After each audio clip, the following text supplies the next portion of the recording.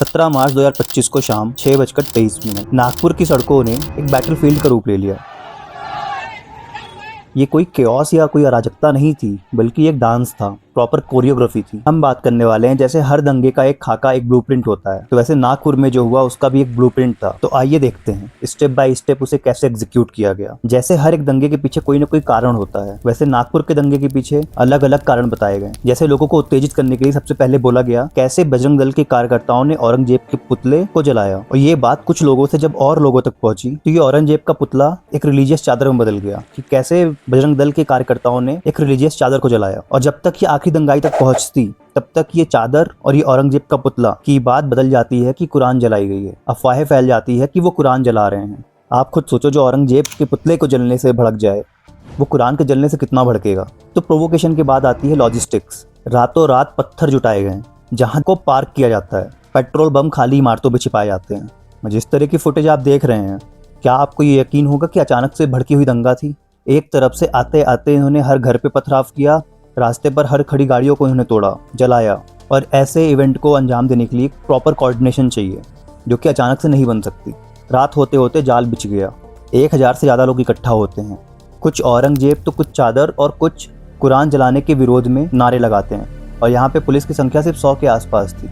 JCB और heavy machinery जिससे road को ब्लॉक किया जाता है, वो इस महल के एरिया को अलग कर देती है। पत्थर पुलिस पर बरसते हैं। जो फायर ब्रिगेड वहाँ पे आग बुझाने आई थी उस पर पथराव होता है, उन पर हमला होता है। और ये हिंसा हंसपुरी तक फैलती है। घरों में आग लगाई जाती है, दुकानों में लूटपाट होती है। लेकिन सबसे पहले इन्होंने रास्ते में पड़ने वाले हर सीसीटीवी कैमरा को तोड़े। और पहले सब कैमरे टूटे, बाद में चुन कर वहां तक, उनके घर तक, उनके अंदर तलवार ये सब दिख रहा है। पूरा वेल प्लान सारा विषय। पर कोई कितना भी शातिर चोर हो, कोई ना कोई सुराग छोड़ ही जाता है। तो ऐसे कुछ सीसीटीवी कैमरास बच गए जिस पर सब कुछ कैद हो गया। अब बात आती है कुरान जलाने वाली बात फैली कैसे, किसने इसकी शुरुआत करी। सोशल मीडिया, व्हाट्सएप, ऐसी जगहों पे एडिटेड क्लिप्स चलाए गए। और क्योंकि औरंगजेब की कब्र हटाने की बात काफी टाइम से चली आ रही है, तो यहाँ पे उसे कंक्लूड किया गया। और क्योंकि घटनास्थल पे कोई लीडर नहीं था, इसीलिए बजरंग दल ने इसे मिसअंडरस्टैंडिंग, मिसकम्युनिकेशन का नाम दे दिया। और बाद में जो बीजेपी के नेता वहां पहुंचते हैं, उन्होंने पीसफुल बातें करी। जैसा कि हमेशा होता है कि अगर हिंदू समुदाय की गलती होती है तो सारा ब्लेम हिंदू पे आता है, पर मुस्लिम समाज की होती है तो वहां पे शांति की बात करी जाती है और ब्लेम करने से बचने लग जाते हैं। अगर बात इम्पैक्ट की करी जाए तो ये घटना जहाँ पे हुई है वहां से कुछ दूरी पर आरएसएस का हेडक्वार्टर है, और इसी जगह पे 2 हफ्ते बाद प्रधानमंत्री नरेंद्र मोदी आने वाले थे। तो ये एक मैसेज की तरह था कि वो कभी भी किसी की भी गर्दन पकड़ सकते हैं। यहाँ पर चुन चुनकर हिंदुओं की गाड़ियां, हिंदुओं की दुकान जलाई गई। 4 हिंदुओं की दुकानों के बीच एक मुस्लिम दुकान थी,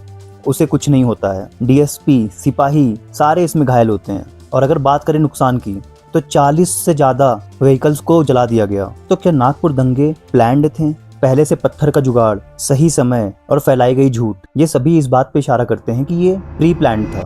जो लोग दंगों में आए थे उन सब ने चेहरे पे कपड़े लगाए थे। वो बात अलग है कि बाद की उत्तेजना में उन्हें चेहरे दिखाने का कोई डर नहीं रहा, तो उन्होंने अपने कपड़े निकाल दिए। हमें पता है प्रॉब्लम क्या है। बजाय इसके कि हम कोई कठोर कार्रवाई करें, एक स्ट्रॉन्ग डिसीजन ले, हम ट्विटर पे आके सिर्फ कड़ी निंदा करते रह जाते हैं। ऐसे देश जो freedom of speech, human rights की बात सबसे ज्यादा करते हैं, वो लोग एक्सट्रीमिज्म से लड़ने के लिए आगे आ रहे हैं। तो हम किस बात का वेट कर रहे हैं, या हम फिर से किसी चिंगारी का वेट कर रहे हैं? तो नागपुर की घटना ने हमें यह सीख दी है कि जब हम चुप रहते हैं तो केओस का सिचुएशन बनता है। हमें साथ आकर ना सिर्फ अपने कम्युनिटी की सिक्योरिटी को सुनिश्चित करना है, बल्कि एक ऐसे सोसाइटी का भी निर्माण करना होगा जहां पर सभी धर्म साथ मिलकर शांति से रह सकें। और इसके लिए सबसे ज्यादा जरूरी है कट्टरता की आइडियोलॉजी से निपटना, एक्सट्रीमिज्म को खत्म करना। खैर, अगर इस पर कोई अपडेट आती है तो इस पर हम कल बात करेंगे।